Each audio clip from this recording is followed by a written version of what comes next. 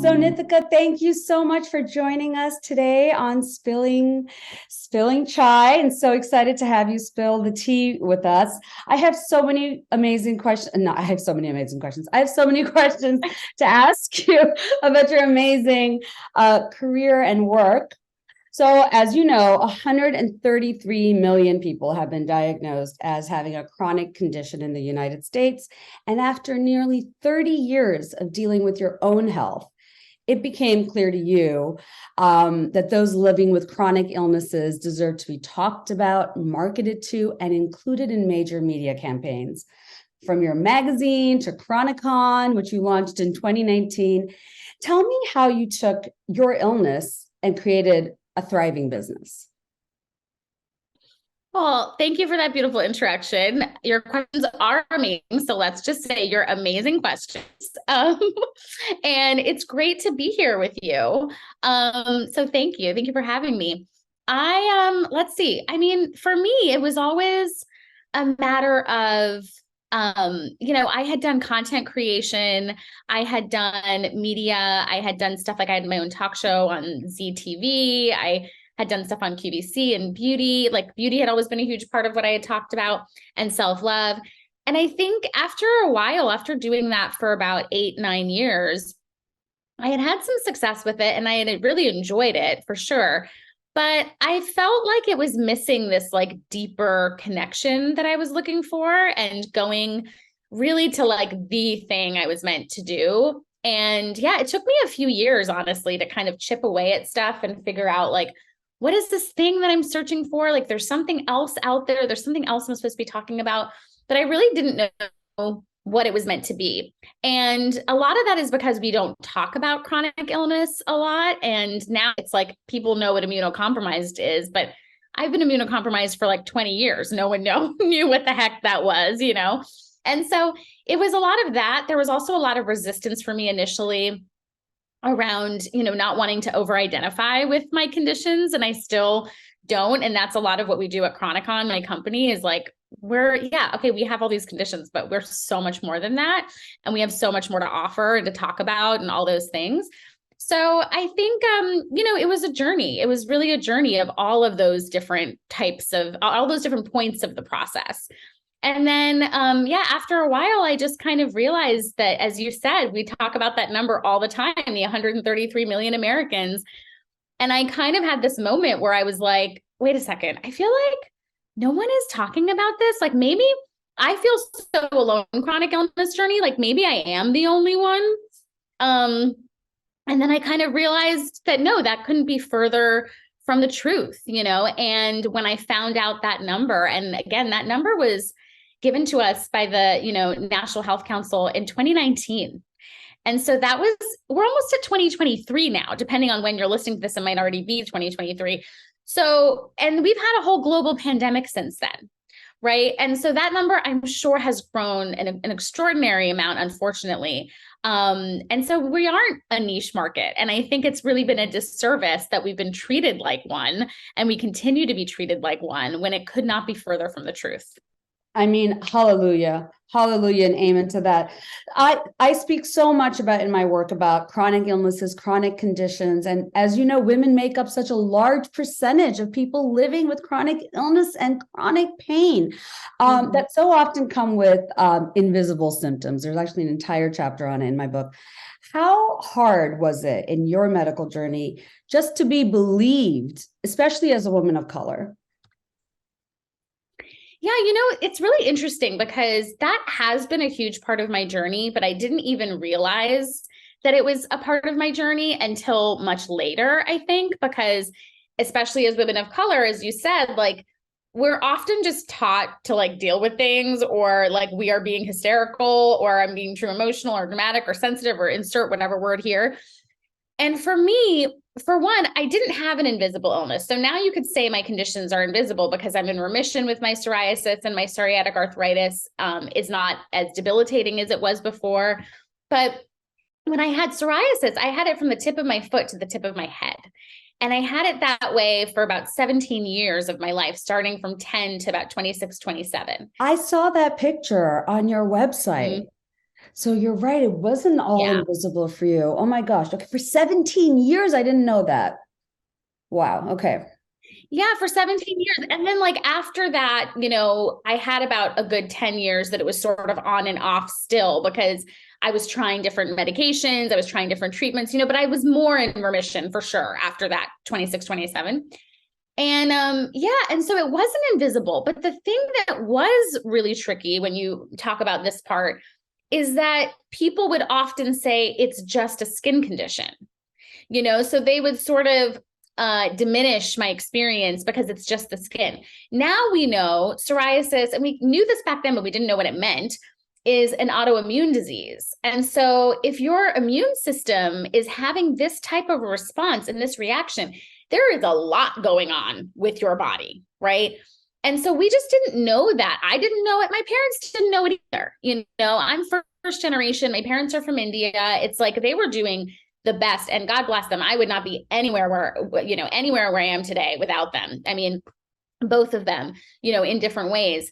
And yeah, they just were doing their best. So they really didn't know. And then I would go to school and I would be in extreme fatigue. I would be upset or irritable or depressed or anxious because I was physically itching. I mean, psoriasis itches like chicken pox, and I had it like that from the tip of my foot to the tip of my head for 17 years. So it's like now I get a little itch or like a hive or something and I like freak out and I'm just like, I can't believe I lived like this for so long. So, you kind of get amnesia for what you've been through. Convenient amnesia, yes. Yeah, convenient amnesia. And I'm like, okay. But yeah, so it was a lot of that. It was a lot of like, now we look back and say, oh, okay, it makes sense that I had such a hard time in school, that I had a really hard time making friends. Honestly, it was really, really hard for me. Now, my friends always tease me because I have a lot of friends now, but they're always like, we can't imagine you going through a period of time where you didn't have friends. And I'm like, oh my God, my mom was like my only friend growing up, like literally. My mom was my only friend. And she has like trauma around it because I'll mention to her, I'm going out with this friend, and she'll be like, oh, that's good. I'm like, Mom, I'm not anymore. I have friends, So yeah, it was yes, you do. but it was a really big thing. It was a really challenging thing. And that was the piece that was hard. Or even then, like when I got arthritis, I was only 19. And so I was living in New York City a couple of years after that, and I would be on the subway and I would be in like severe pain, but you couldn't really tell. I would wear long sleeves and pants like all the time. So you couldn't really tell that I had like severe psoriasis. And I was so young. Not only did I look really young, but I also was like so young. Yeah. So people didn't think that I would look like someone who needed a seat. And I wasn't pregnant where I would be like obvious that like, oh, I'm carrying a child, I need you to let me sit. Or I wasn't in a wheelchair where it's like an actual disability and I need help, and like having certain accommodations for that. So that was really hard. But other than that, I mean, we get through it. I don't even remember what your original question was, but that was my journey, a bit of it. Well, you definitely answered it. God, you're so funny. So of course, as a first generation American, I was born and raised in Bangladesh, and we know South Asians. Well, let me just tell you the studies, which I'm sure you already know. So studies suggest that there's a we know studies find that there's a personal stigma among South Asians in discussing mental and physical health challenges. 1 in 5 deal with mental or emotional stress. Being South Asian women, we know that South Asian Americans are amongst the least likely groups to seek out mental health resources and therapy. What has your experience been being so honest and open with your illness and your mental health struggles, which accompany that as a South Asian? And do you think we will ever get over the shame? Like I was even telling my husband recently, I'm like, I had a cousin who, in the 1990s when I was 11, he killed himself. He was addicted to heroin. But I didn't find out up until really recently. Like people would rather have you die, I feel like, right, than get this person like the help that he needed. Now, of course, I feel like we have come so far, but I feel like you're kind of a champion for mental health in the South Asian. How is that? And a reluctant champion or an accidental champion? How have you found that being of South Asian origin and speaking so openly of your own struggles? I mean, how has that been? Yeah, I mean, it's such a beautiful question. See, your questions are amazing. You're Thank you. it's such a beautiful question.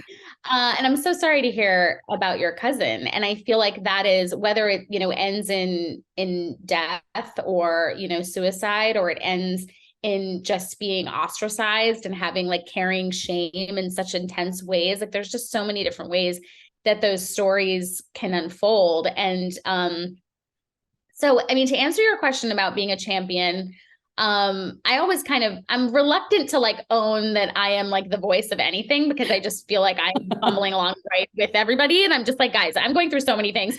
Like, let's figure this out together, But I definitely know that I use my voice as much as I can. I will say that. And I do that in my own home. Like, it's not about being on Instagram or being on TV. It's like, I do that in my life.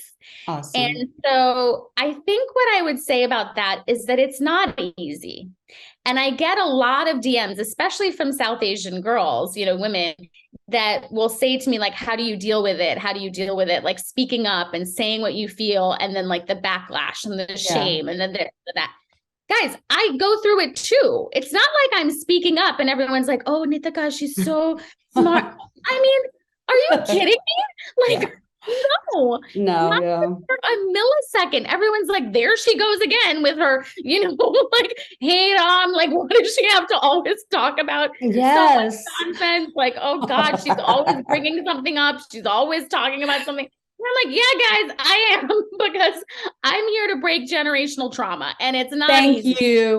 Thank you. The cycle ends with us. Yes, breaking generational traumatic cycles. Seriously. Well, I agree with you. It's not easy. It's terrible. I have people telling me, now I'm like, I'm about to be 43, so I'm really so over it. But for the last, 20 years of my career, do you have to write about it? Do you have to talk about everything? What will people say? Like, this concept of shame is such a big, and I always tell, like, my mom is so badass, but even now she'll like throw some 1800s. And I'm like, Mom, nobody talks like that anymore. And you know better as well. So you're right. You just have to just be and just do it. And don't always read the comments, guys. You just have to do it and be. And I feel like what also I think the non-negotiable for me is that I realized in my own life that, and this is where like boundaries and self-love and all those buzzwords like actually come into play, because it's like, if I say, like, let's say you and I are in the same family, right? And you're like telling me, like, Nitika, shut up, please, and stop saying these things, which so many people have told me. And then if I say, okay, I'm going to say yes to you, I'm going to say yes and agree with what you're saying, I'm ultimately saying no to myself. I'm not okay with that. Yes. No. That is something I'm not okay with, right? So that doesn't mean that you have to like what I say. That also doesn't mean that I'm coming in to disrespect you, to cause harm on you. Like, I have to make sure my integrity is in line, right? And that that I can say at the end of the day, you know what? I lived a day full of integrity, and I was in alignment with my highest truth and with my heart and my purpose and all these things.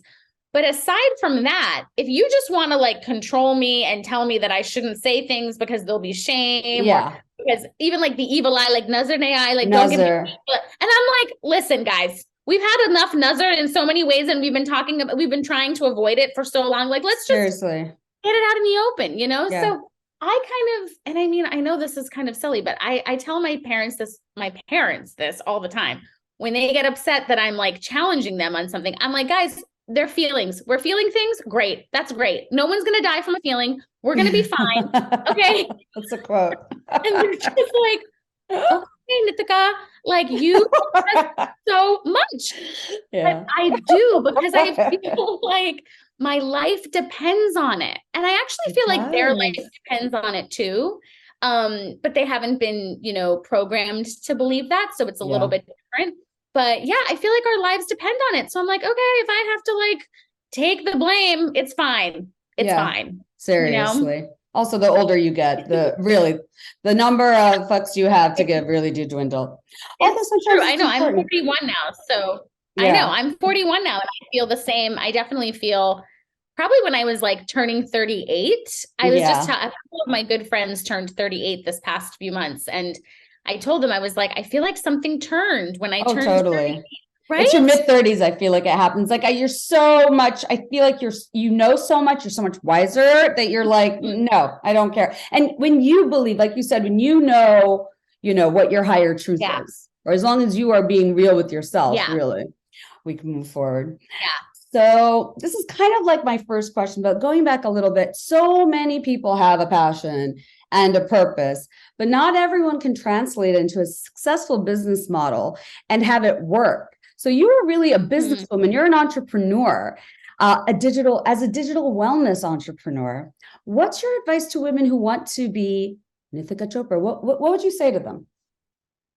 Oh gosh. Well, that's very that's very sweet. I mean, no, I really appreciate that. I mean, I think first of all, I never saw myself as a businesswoman, actually. And that was like a so huge part. many so many women don't, but you are. Like Yeah. my husband is a serial entrepreneur and he always says that to me, and I'm like, I wouldn't define myself like that. But when I was doing my research and looking at your work and going through, I was just like, I'm so happy that my two daughters have like women like you to look up to, especially as a South Asian American. So I'm like, this is so badass. So what do you say to young women and little girls? Yeah. I mean, I think the first thing is like, well, there's so many things I could say, honestly. I'm just trying to Have a like take business in. model. Yes. And honestly, like sometimes I'm still working on that. With Chronicon, we had to shift so much because of the Yes, pandemic. Our business pandemic. model was so much around live events and live Wow. experiences and all of that. So we had to really shift. So we're still, figuring a lot of that out. But our community, we have our online community for Chronicon, and it's like the love of my life. So that's going really well. But it was a journey for sure. I would say the first thing is, don't let anyone tell you what kind of businesswoman you should be.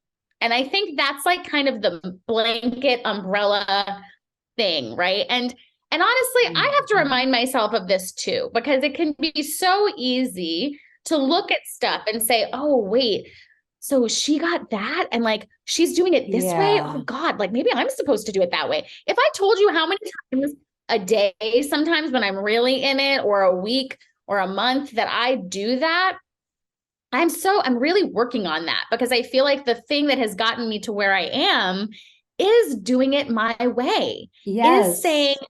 yeah, I know that people get famous on TikTok, from showing these things or from talking about these things, and then their companies blow up and then they become unicorns and then they do all this stuff.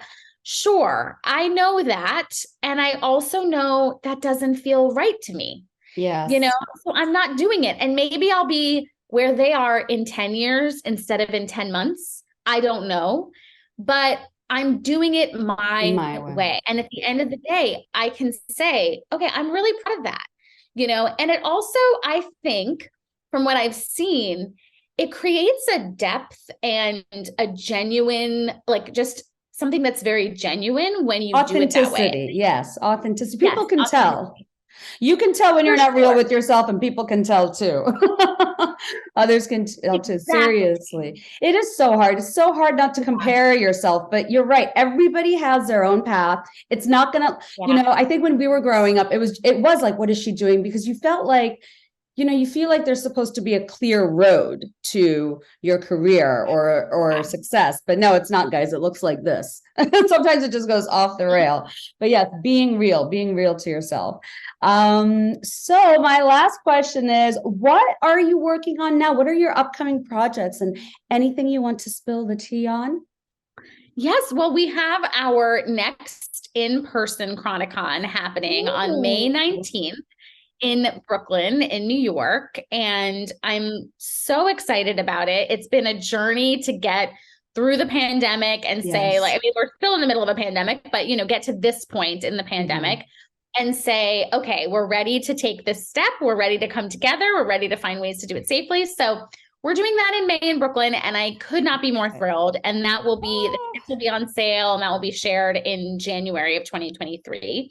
And then we also have our community, our online community. And I have to tell you, I'm in there every single day. People get, one-on-one time with me all the time. Like basically we have events every single week. We have content every single day. And it's just like the most beautiful, kind, cool, interesting, fun community that happens to be people that have chronic illnesses, but I think the biggest misconception people have about Chronicon sometimes is that like it's this support group that we're just sitting around talking about our health. And I'm like, it cannot be different. Like the health thing is the thing that unifies us, but it's not the thing that we focus on actually. And so it's a really uplifting, fun, cool space. It's very different. I love that you don't want to be defined by your illness. Like, I love what you say about it, to celebrate, your abilities and your successes and not be held back, because I mean, it's hard. It's hard for the average person. And then sometimes you just can't control, when your body is like, do you know when you're going to be like do you know like what to expect now? I mean, after so long with your illness, no, right? No. So does it sometimes just like knock you out? Oh yeah. I mean, like even like right now, like I got a third diagnosis back in May after dealing with COVID long haul symptoms. I got another autoimmune disease, which has been really challenging. And I've been on medication for it. And so I have like moon face, which is like something that happens when you have to take certain medications, like steroids. I know. Oh my God, I had to do liquid steroid, the infusions for like 3 months. I have a lot of thyroid issues and I have Hashimoto's and Graves' disease and whatnot. But yes, I was so swollen. I was like huge. I didn't know they called it moon face. I just felt like I had just like this massive head.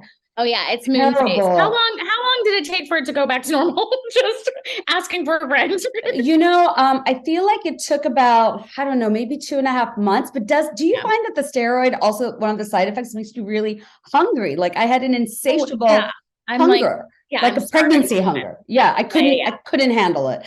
I couldn't manage it, couldn't control it. So I was like, is this the steroids or am I just gaining weight now? And like, it's anything else?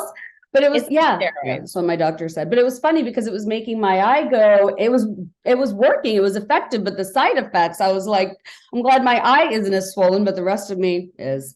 Yeah, it's pretty intense. Yeah, I've been on them for months, but I'm doing a very, very slow taper. I'm doing the oral steroids. So you taper down and you taper up kind of thing. So I'm on a very low dose right now, tapering down. But yeah, it's been so hard, so when you say like, do I know now after so many years, like, no, I didn't expect to get another condition. I didn't expect to have all these side effects from all this medication. I didn't expect any of this stuff. So it's, it's still very unpredictable, which is why your spiritual tools, having a center, knowing yourself, all that stuff, it can sound very like fluffy and whatever, but in times like this, it's a lifesaver, literally. Having a community, the community you created for so many people. Well, Nitika, thank you so much for your time. I'm so excited about this interview, but thank you so much for your time today. And I cannot wait for our audience to hear all the tea that you shared with us.